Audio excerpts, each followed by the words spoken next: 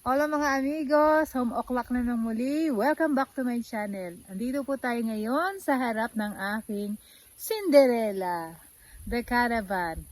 Cinderella po ang tawag ko sa kanya kasi when we found it, nasa isang sulok at ang dumi-dumi po niya. And mahilig akong magpangalan ng kahit anong bagay na alam kong tatagal or magiging parte ng aming buhay. So, Cinderella is my next project. Purpose po ni Cinderella is yung halimbawa meron kaming magiging guest or bisita, mga kaibigan at mga anak na gusto ma-experience yung sa labas ng bahay. Ito po siya. Dito namin sila pag-i-stayin. Kaya, papagandahin ko po si Cinderella. Pakikita ko po sa inyo ang kanyang loob para makita nyo kung ano itsura niya yung hindi ko pa siya minamagic.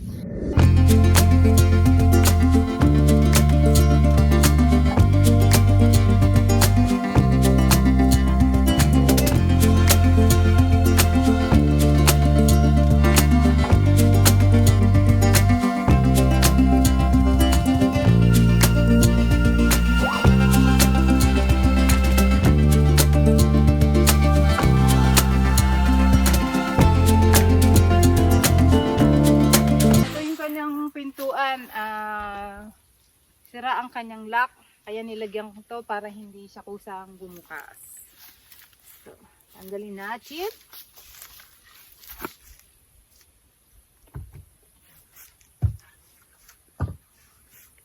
At ating buksan. So amigos, samahan nyo ako sa loob para tingnan natin kung ano itsura ni Cinderella sa ngayon. Vamos! Oh, aray ko. Ito. Ang kanyang itsura.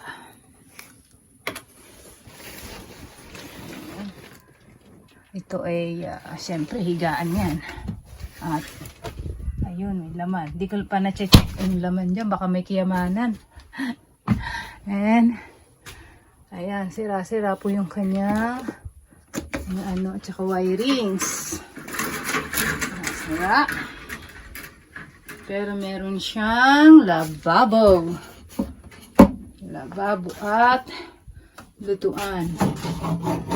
Lutuan. Gas. Ito gas yan. Kaya lang, ano na, parang delikado at kalawang na. So, kalawangin na siya.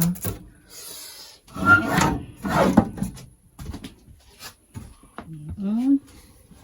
Meron pa siyang mga anig-anig at meron siyang maliit na ref na meron pang antique na beer. Antique na kasi kaya ano, ito natin kung anong taon pa to.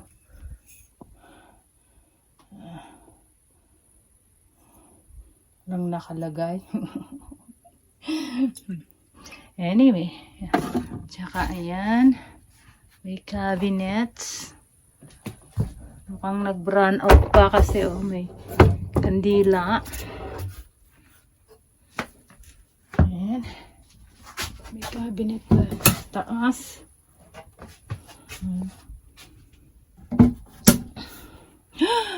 Wow, ayan pang mga ano pa pala rito, cubiertos. Yan ang ilaw niya.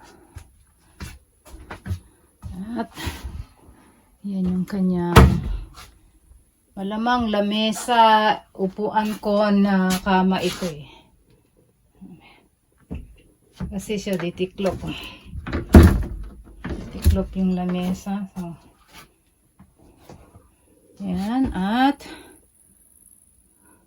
meron siyang cabinet.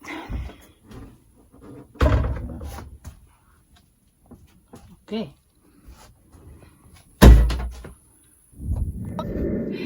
So mga amigos, this is Cinderella at the moment, and what I would like to achieve is total transformations. Yung pagpasok is parang nasa loob lang ng bahay and comfortable yung mga magi-stay dito. And I will start this tomorrow, Monday. And I don't know how long it will take. At actually, kung paano ko gagawin ang transformations, hindi ko pa po alam.